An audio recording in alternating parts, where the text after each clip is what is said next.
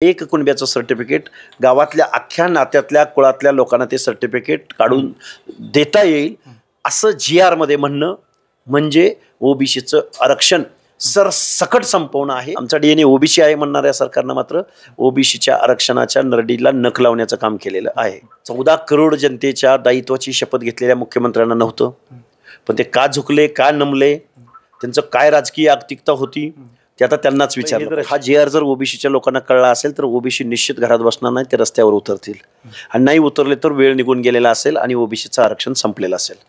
मंडळी, मागील 5 दिवसांपासून मुंबईच्या आझाद मैदानावर मनोज जरांगे मराठा आरक्षणासाठी उपोषण करत होते आणि आज अखेर मंत्रिमंडळ उपसमितीच्या सदस्यांनी मनोज जरांगे यांना आश्वासन देऊन अगदी अर्ध्या तासामध्ये एक GR काढलाय आणि तो GR हैदराबाद गॅझेट लागू करण्यासंदर्भात आहे. याशिवाय आणखी इतरही काही मागण्या होत्या, त्या संदर्भात जो निर्णय आहेत तर ते टप्प्याटप्प्याने त्याच्यावर अभ्यास करून आणि त्याच्यावर विचार करून घेतले जाणार आहेत. पण सगळ्यात महत्त्वाचा जो निर्णय घेण्यात आला या GR मध्ये तो हैदराबाद गॅझेट लागू करण्याचा. माझ्यासोबत सध्या लक्ष्मण हाके सर आहेत, ओबीसी नेते. आपण त्यांच्याशी चर्चा करणार आहोत की नेमका हा जो GR शासन निर्णय सरकारनं काढला एका तासामध्ये, तर तो GR नेमका काय आहे आणि हा GR ओबीसींचा विश्वासघात करणारा आहे का? हा GR जो आहे हा GR ओबीसींचं आरक्षण संपवणार आहे. हा GR घटनाविरोधी आहे. हा GR ज्या उपसमितीनं ज्या काही शिफारशी केल्या त्या बायस होत्या असा माझा सरकारवर आरोप आहे. मुळात यापूर्वीच्या supreme court, high court, state backward commission, central backward commission यांच्या जजमेंटच्या यांच्या एक्झर्शनच्या विरोधामध्ये थोडक्यात कोर्ट ऑफ कंटेम्प्ट आहे. मुळात असा अधिकार महाराष्ट्र शासनाला उरत नाही. ज्यावेळी इंद्रसाहानी जजमेंट आहे त्या इंद्रसाहानी जजमेंटमध्ये असा अधिकार गव्हर्नमेंटला राहत नाही, तर तो अधिकार state backward commission, central backward कमिशनला असतो. त्यामुळं हा जो GR काढलेला आहे हा GR ओबीसीचं आरक्षण संपवणार आहे. या GR मध्ये जो शेवटचा पॅरेग्राफ आहे त्या शेवटच्या पॅरेग्राफमध्ये पहिली आणि दुसरी तिसरी ओळ ही ओबीसीचं आरक्षण संपवणारी आहे. या महाराष्ट्रामध्ये बोगस कुणबी सर्टिफिकेटचा सुळसुळाट झालेला होता आहे. बोगस सर्टिफिकेट, कुणबी सर्टिफिकेटद्वारे ओबीसीच्या आरक्षणामध्ये प्रचंड घुसखोरी झालेली आहे आणि या प्रतिज्ञापत्राच्या आधारे दिलेल्या अनुषंगिक पुराव्याचे सक्षम प्राधिकारी स्थानिक चौकशी करून स्थानिक चौकशीमध्ये संबंधित जातीचा दावा करणाऱ्या व्यक्तीचे गावातील, कुळातील, नातेसंबंधातील व्यक्तींना कुणबी जातीचे प्रमाणपत्र मिळाले असल्यास व दावा करणारी व्यक्ती हा त्यांच्या नातेसंबंधातील, कुळातील असून कुणबी असल्याचे प्रतिज्ञापत्र देण्यास ते तयार असल्यास तसे प्रतिज्ञापत्र घेऊन उपयुक्त नमूद गाव पातळीवरील स्थानिक समिती, म्हणजे मला काय सांगायचं आहे की गावामध्ये एकाच माणसाकडे कुणब्याची नोंद असलेलं सर्टिफिकेट असेल आणि सर्टिफिकेट मागणाऱ्या व्यक्तीनं जर त्या व्यक्तीकडे जाऊन त्याचं ॲफिडेविट जर घेतलं तर ते त्या माणसाला सर्टिफिकेट दिलं जाणार आहे. म्हणजे एक गावातलं एक कुणब्याचं सर्टिफिकेट गावातल्या अख्ख्या नात्यातल्या कुळातल्या लोकांना ते सर्टिफिकेट काढून देता येईल असं GR मध्ये म्हणणं म्हणजे ओबीसीचं आरक्षण सरसकट संपवणं आहे. आणि सगळे सोयरे हा शब्द जरी या GR मध्ये आला नसला तर सगळ्या सोयऱ्याचा अर्थ नातेसंबंध, स्वकुळ आणि हे या सगळ्या शब्दाद्वारे, स्वकुळ या सगळ्या शब्दाद्वारे हे दोन शब्द इन्क्लूड झालेले आहेत आणि ओबीसी आरक्षणाच्या नरडीचा घोट इथल्या सरकारनं घेतलेला आहे. हे पूर्ण जबाबदारीनं आणि पूर्ण भान आणि होश जाग्यावरती ठेवून मी हा सरकारवर आरोप करत आहे. सरकारनं एक म्हणजे सरकारनं हा निर्णय कशामुळे घेतला असेल? सरकारला ही वेळ का आली?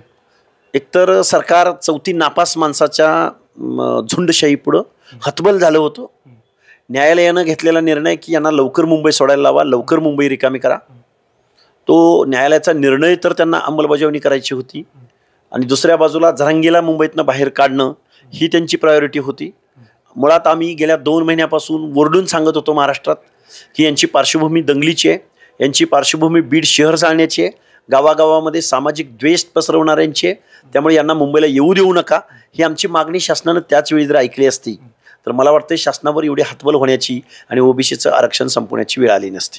आज जो मंत्रिमंडळ उपसमितीचे जे सदस्य अध्यक्ष होते विखे पाटील यांनी जे GR काढलाय तर तो GR तांत्रिकदृष्ट्या किती टिकणार आहे? हा GR तांत्रिकदृष्ट्या याला संविधानिक अधिकार नाही. शासनाला असा GR कुणी शिफारस केली? शासनाला ही संविधानिक आयोगानं केली का? स्टेट बॅकवर्ड कमिशननं केली का? की जेणेकरून असा निर्णय घेण्यासाठी शासनानं GR काढला? ही उपसमिती तिचे संविधानिक अधिकार कोणते? त्यामुळं अशा उपसमितीला शासन उद्या कोणतीही उपसमिती नेमेल आणि काहीही जी आर काढेल, मुळात याला संविधानिक कुठलाही अधिकार नाही. आणि शासनानं हे बेकायदा काम केलेलं आहे. अगोदरच 25,000पासून ते 4-5 लाख रुपयांपर्यंत पैसे मोजून इथं बोगस सर्टिफिकेटचा सुळसुळाट या महाराष्ट्रामध्ये झालेला आहे. आणि ज्यांना सामाजिक न्याय अपेक्षित होता, हवा होता, त्या लोकांसाठी हे ओबीसीचं रिझर्वेशन होतं. पण हे ओबीसी रिझर्वेशनचा अर्थ समजून न घेता एकदा SCBC करतात, एकदा EWS करतात, पुन्हा ओबीसीमधून सर्वोच्च न्यायालयाचा विरोध असताना, अनेक आयोगांचा विरोध असताना परत बॅकडोअर एंट्री, ती बी बॅकडोअरनं एंट्री करता भगदाड पाडून आतमध्ये येणं, असं या GRला म्हणावं लागेल, असा त्याचा अर्थ होतो. यामध्ये आणखी एक मागणी केली की त्यांनी की 58 लाख जे नोंदी आहेत तर त्या नोंदी ग्रामपंचायतीला लावण्याची आहे आणि विखे पाटलांनी त्यावर सकारात्मक देखील उत्तर दिलं. मला वाटतं अशा नोंदी काढणं म्हणजे एखाद्या माणसाकडे जर कुणबी सर्टिफिकेट असेल त्याच्या ॲफिडेविटसाठी उद्या पैसे मोजले जातील. म्हणजे काय चाललंय या कायद्याच्या राज्यात? एक जर कुणबी सर्टिफिकेट धारकवाला असेल, त्याचं जर ॲफिडेविट घ्यायचं म्हणलं तर त्याला लाखो रुपये दिले जातील आणि तो नव्यानं एक आता हा ठेकेदार महाराष्ट्राच्या गावागावामध्ये निर्माण होईल. या GRमध्ये कोणते मुद्दे आहेत की जे ओबीसीसाठी धोकादायक ठरू शकतात? हा GRच ओबीसीसाठी धोकादायक आहे. ओबीसीचं आरक्षण संपवणार आहे आणि आता गावातले सगळे मराठे हे असं ॲफिडेविट घेऊन ओबीसी मध्ये आलेले असतील. हे कितपत योग्य आहे की एवढ्या मोठ्या प्रमाणात सरकारवर दबाव आणून किंवा सरकारच्या या सगळ्या पद्धतीत हे करून? हे बघा, तसं कायद्यात कितीही मोठा जुलूस निघाला, बेकायदा मागणी असेल तर त्याला त्याच्या पुढे झुकण्याचं कोणतंही कारण 14 करोड जनतेच्या दायित्वाची शपथ घेतलेल्या मुख्यमंत्र्यांना नव्हतं. पण ते का झुकले, का नमले, त्यांचं काय राजकीय आर्थिकता होती ते आता त्यांनाच विचारलं पाहिजे. पण त्यांच्या या आर्थिकतेसाठी महाराष्ट्रातलं ओबीसीचं आरक्षण मात्र संपलेलं आहे, हे मी पूर्ण जबाबदारीनिशी सांगू शकतो. आज ओबीसीचं आरक्षण संपलं म्हणताय तुम्ही, पण ही ओबीसीचं आरक्षण संपल्यामागं ही ओबीसीवर वेळ कशामुळे आली? ओबीसी संघटित नाही, ओबीसी लढतो. ओबीसी ज्या माणसांच्या खांद्यावरती ज्यांना निवडून देतो, ज्यांना लोकप्रतिनिधी म्हणून निवडतो, त्या लोकांनी मनोज जरांगेला पाठिंबा दिलाय. त्याच गव्हर्नमेंटनं ओबीसी DNA आमचा DNA ओबीसी आहे म्हणणाऱ्या सरकारनं मात्र ओबीसीच्या आरक्षणाच्या नरडीला नख लावण्याचं काम केलेलं आहे.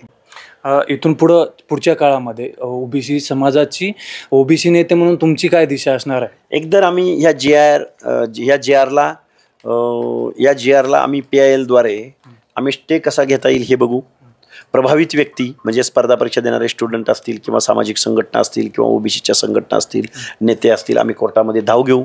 आणि दुसरी आमची रस्त्यावरची लढाई ही आम्हाला तीव्र करावी लागेल आणि ओबीसी बांधवांना एकत्र येण्याचं आव्हान करावं लागेल, लढाई लढावी लागेल.